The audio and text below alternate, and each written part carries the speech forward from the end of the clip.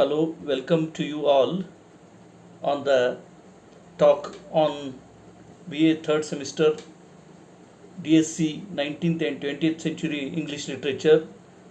I would like to talk on the evolution of English literature from romantic idealism to modernist fragmentation. First, I am going to introduce certain ideas about the first unit of 19th and 20th century literature, that is the evolution of English literature from romantic idealism to modernist fragmentation. The trajectory of English literature from the late 18th to the 20th century reflects radical shifts in society, philosophy, and artistic expression. My talk explores how the romantic emphasis on emotion and nature gave way to Victorian social critique, culminating in modernist experimentation shaped by movements like Marxism, stream of consciousness, and the Irish theatre revival. So first I would like to talk on romantic period, which covers the period from 1798 to 1837. I would like to touch upon the themes and innovations of the romantic period. We all know romantic poetry as revolution. Wordsworth and Coleridge's lyrical ballads, which was published in 1798, rejected neoclassical rigidity, prioritizing ordinary language and nature as moral guide. For example, we come across in the poem Tintr.to by William Wordsworth. So we see the subjective intensity in romantic poetry. For example, Keats' odes fused beauty and mortality. Shelley's Prometheus Unbound embodied revolutionary idealism. So we find Gothic elements also. Gothic prose came into being. For example, Mary Shelley's Frankenstein used horror to critique scientific hubris. So while Lamb's essays blended whimsy with social observation, Romanticism established individual emotion and nature's sanctity as antidotes to industrialization's dehumanization.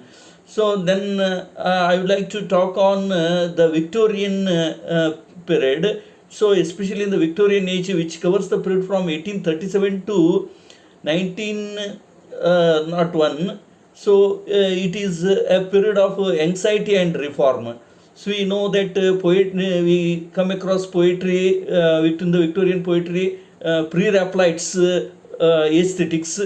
So Tennyson and Browning's dramatic monologue, for example, Tennyson's Ulysses and Browning's My Last Duchess, exposed psychological complexity amid rigid social hierarchies.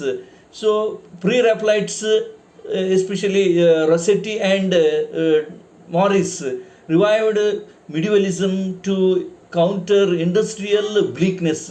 For example, the Blessed Damozel. In this poem, we come across sensuality, the sensuality as a spiritual refuge.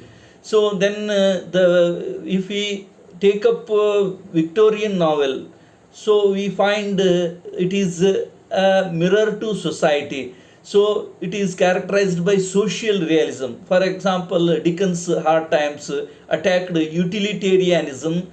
Gaskell's North and South dissected class conflict. Gender and as far as gender and morality is concerned, Bronte sisters, especially Jane Eyre, Charlotte Bronte's Jane Eyre challenged patriarchal norms, and George Eliot's Middlemarch intertwined individual ethics with communal duty. So as far as prose and movements of the Victorian age is concerned, so there was a movement like Oxford movement. So Cardinal Newman whose famous poem is you might have heard, "Lead kindly light, Karunalu ba belake." So in that poem, Newman's it was called Tractarian movement. Cardinal Newman's tracts especially revived Catholic ritualism, reflecting Victorian religious uncertainty. So we come across some social critics such as Thomas Carlyle, who condemned cash payment society, and Arnold advocated culture. So in his famous Culture and Anarchy, so he advocated culture as sweetness and light against Philistianism. Philistinism. So then main tension in the Victorian age is the confidence in progress versus anxiety over faith, and class and empire. So if we come to understand the characteristics of the modern age, which started from 1900, in the modern age we see the fragmentation. And experimentation are the characteristics of the modern age. So as far as modern poetry is concerned, so it is a complete breaking from previous poetry. For example, T.S. Eliot's The Wasteland, which is a long poem of 434 lines, which was published in 1922. So that poem reflects the fragmented structure. That fragmented structure mirrored post-World War delusion, and he used a lot of myths. It's a heap of broken images, as Ezra Pound remarked. So he used myth to critique spiritual decay. And we come across another influential poet in the 20th century, who is none other than W.B. Yeats. So Yeats, we find Irish identity in his Easter 1916, which fused nationalism with modernist symbolism. So as far as modern novel is concerned, we find inner landscapes. For example, there was another movement in especially in novel. We come across stream of consciousness technique, SOC. So we find this technique in Woolf's Mrs. Dalloway. Then fluid time psychology revealed trauma beneath social facades. So even Joyce's Joyce novel Ulysses, there also we find stream of consciousness, which rendered mundane life epic through mythical parallels. So stream of consciousness means our mind is not static. So sometimes we go to the past, and we are in the present, and we think about the future. So the character, there will be lot of ideas going on in the mind of a character, and our mind is like an iceberg. So many ideas flow through, see, in our inner consciousness. So we find all these things in 20th century novelists, and Marxist visions can be seen in George Orwell's essays. Even George Orwell's novels like 1984, which exposed language as a tool of oppression. Language is a tool of oppression in the wake of modern times. So then that means even Lawrence, Sons and Lovers, linked industrialization to psychic rupture. So as far as modern drama is concerned, stage as battleground. It is some kind of a battleground for the experimentation. So social dramas came into being. So Irish theatre movement also took place this during this time, and we come across J.M. Singh's Playboy of the Western World, which was published in 1907, used vernacular to challenge colonial stereotypes, sparking riots.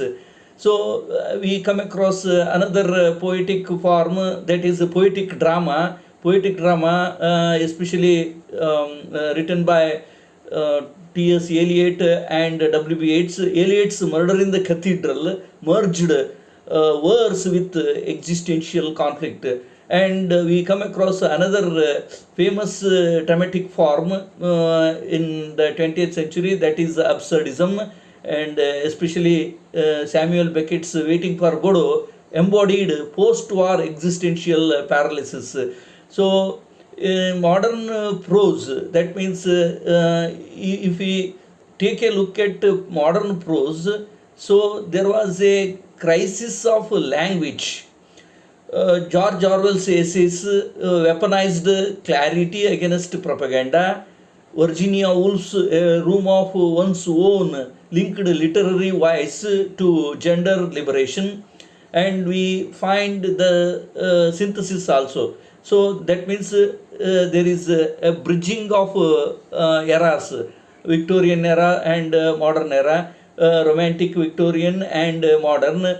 So Victorian nature's solace we find in Wordsworth, which became industrial blight, that we come across in Dickens's Coketown. And in the Victorian age also we find modernistic elements. Browning's psychological monologues evolved into Virginia Woolf's what we call interiority. Then pre-Raphaelite's escapism yielded to modernist fragmentation. So Marxism as unifying lens is another characteristic, so which we find from Blake's dark satanic mills to Orwell's dystopia. Literature consistently critiqued power structures. So I would like to conclude my talk by saying that the journey from romanticism to modernism reveals literature's relentless adaptation to cultural trauma. Romantic idealism fractured under Victorian industrial pressures, exploding into modernist experiments that captured 20th century disillusion, despondence, dejection. Key innovations are, as I told earlier, stream of consciousness, poetic drama, Marxist critique, then which remain vital tools to dissect power, identity, and art's role in society. So all these things can be thoroughly studied by referring the book R.D. Sharma's book History of English Literature, and Mundra book, and even Satish Kumar. Thank you one and all.